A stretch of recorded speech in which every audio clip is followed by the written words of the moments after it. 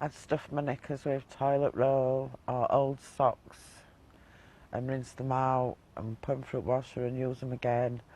Or I'd use a sponge, I'd cut a sponge up and put that up and then wash it out and then reuse it. But you don't know what fibres you're leaving inside you that could be harmful to you. Sarah is one of thousands of women in the UK who have and are experiencing period poverty.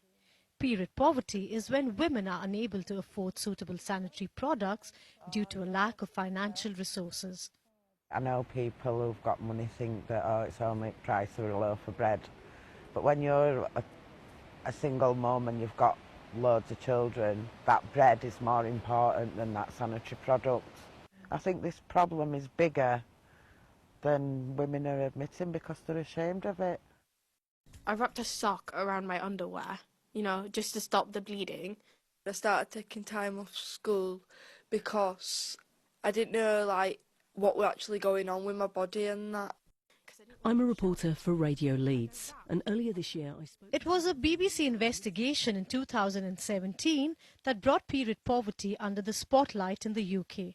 According to Plan International UK, a leading children's charity, 1 in 10 girls between the ages of 14 and 21 have been unable to afford sanitary products, while 49% have missed an entire day of school because of their periods.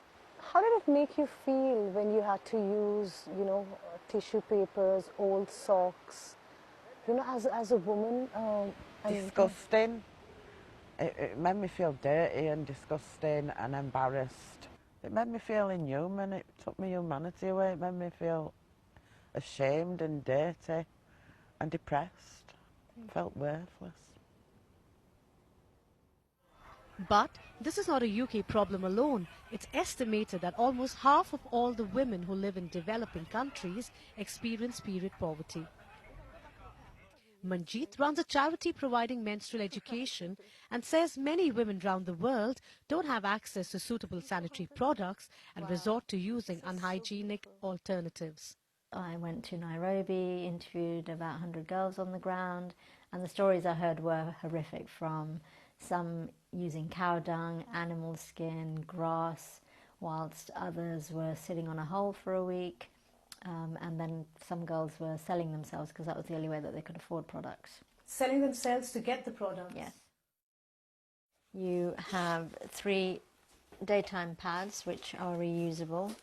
Manjeet came up with the idea of an affordable and environmental friendly reusable sanitary pad to help tackle this growing issue. And look, they're rather pretty, they feel soft. The British government is also looking at ways to deal with period poverty and recently announced that from September this year, free sanitary products will be provided in secondary schools and colleges across England. But what do campaigners like Manjeet think about this new measure? It's not the answer to everything, but it's a really good start because our girls need to make sure that they have products or access to products and keep them in school. And stuff, so it's clear that period poverty is not only happening in developing countries, but rather it's a global issue.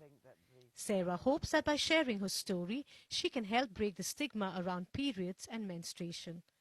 Gagan Sabrawal, BBC News.